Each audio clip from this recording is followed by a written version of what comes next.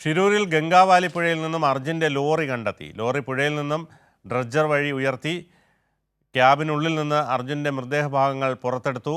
Lorry തൻ്റേത് തന്നെയെന്ന് ഉടമ മനാഫ് സ്ഥിരീകരിച്ചു.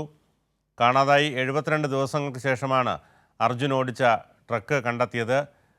ഏറെ നാൾ നീണ്ട ശ്രമത്തിനൊടുവിലാണ് ഇത്തരത്തിൽ ഈ അർജുൻ്റെ ലോറിയുടെ ആ ഒരു ക്യാബിൻ ഭാഗം കണ്ടെത്തിയത്. അതിനുള്ളിലായിരുന്നു മൃതദേഹം കണ്ടെത്തിയത്.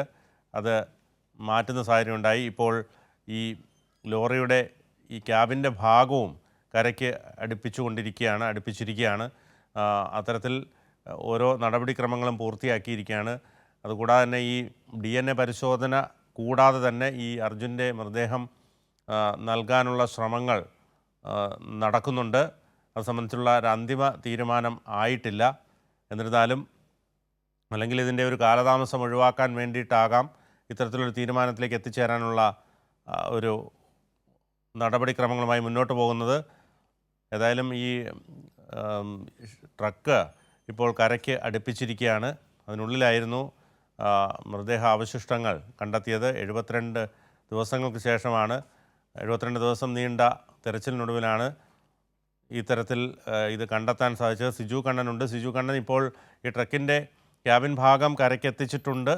ഇനി അത് എവിടേക്കാകും കൊണ്ടുപോവുക? അതോടൊപ്പം തന്നെ ഈ അർജുൻ്റെ മൃതദേഹം ഇപ്പോൾ DNA പരിശോധന കൂടാതെ വിട്ടുകൊടുക്കാനുള്ള ശ്രമങ്ങൾ നടത്തുമെന്നാണ് അറിയാൻ കഴിയുന്നത്. എന്താണ് വിശദാംശങ്ങൾ?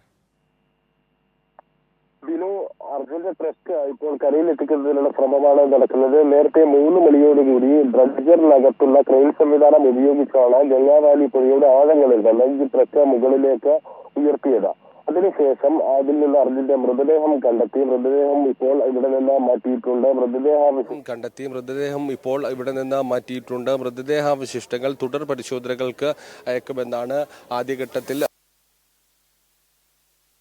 എന്നാൽ പിന്നീട് അദ്ദേഹം കണ്ടപ്പോൾ ഈ മൃതദേഹം തുടർ പരിശോധനകൾ ഇല്ലാതെ, DNA പരിശോധന ഇല്ലാതെ ട്രക്കിനകത്ത് നിന്ന് തന്നെ കണ്ടെത്തിയതായതുകൊണ്ട് ദിവസങ്ങൾ പിന്നിട്ടതുകൊണ്ടും നൽകുന്ന ഇപ്പോൾ അവർ അന്വേഷിക്കുന്നത്. ഒരുപക്ഷെ ആ രീതിയിൽ ആ കാര്യങ്ങൾ വരികയാണെങ്കിൽ വളരെ പെട്ടെന്ന് തന്നെ മൃതദേഹാവശിഷ്ടങ്ങൾ ബന്ധുക്കൾക്ക് കൈമാറുമെന്നാണ് മനസ്സിലാക്കുന്നത്. മറ്റ് പരിശോധനകൾക്ക് ആവശ്യമായ കാര്യങ്ങൾ പിന്നീട് തീരുമാനിക്കുമെന്നാണ് അറിയിച്ചിരിക്കുന്നത്. അത്തരം പരിശോധനകൾ ഉണ്ടെങ്കിൽ അത് മംഗലാപുരം റീജിയണൽ ഫോറൻസിക് സയൻസ് ലബോറട്ടറിയിലായിരിക്കും പരിശോധനകൾ നടക്കുക.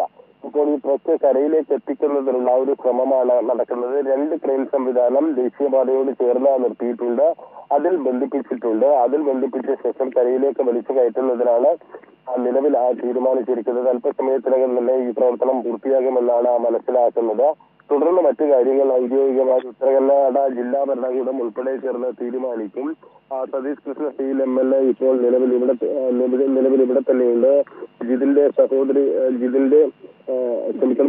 സഹോദരി ഭർത്താവ് ജിതിൽ ഇവിടെയുണ്ട്. മനാഫ് ഉൾപ്പെടെയുള്ള ആളുകളുണ്ട്. ട്രക്കുടമ മനാഫ് ഉൾപ്പെടെയുള്ള ആളുകളുണ്ട്. അവരെല്ലാം തന്നെ ഈ ലോറിയുടെ ഒരു ഭാഗം പുറത്തെത്തിയപ്പോൾ തന്നെ അത് തങ്ങളുടെ വാഹനമാണെന്ന് ഉറപ്പ് വരുത്തുകയായിരുന്നു. ഏതായാലും 71 ദിവസങ്ങൾക്ക് ശേഷമാണ് ഈ അപകടമുണ്ടായതിനു ശേഷമാണ് ഇപ്പോൾ ഈ ട്രക്കും അതോടൊപ്പം തന്നെ അർജുന്റെ മൃതദേഹവും കണ്ടെത്താൻ സാധിച്ചിരിക്കുന്നത്. ആദ്യഘട്ടത്തിൽ വലിയ വീഴ്ചകൾ രക്ഷാദൗത്യവുമായി ബന്ധപ്പെട്ടുണ്ടായിരുന്നു. തുടർന്ന് സംസ്ഥാന സർക്കാരിന്റെ തുടർച്ചയായ ഇടപെടലുകൾ മൂലമാണ് ഇങ്ങനെ ഇപ്പോൾ 71 ദിവസം അർജുൻ എന്ത് സംഭവിച്ചു എന്ന ചോദ്യത്തിനുള്ള ഒരു ഉത്തരം ലഭ്യമായിരിക്കുന്നത്. ഇപ്പോൾ ആ ട്രക്ക് കരയിൽ എത്തിക്കുന്നതുമായി ബന്ധപ്പെട്ട നടപടിക്രമങ്ങളാണ് നടന്നുകൊണ്ടിരിക്കുന്നത്.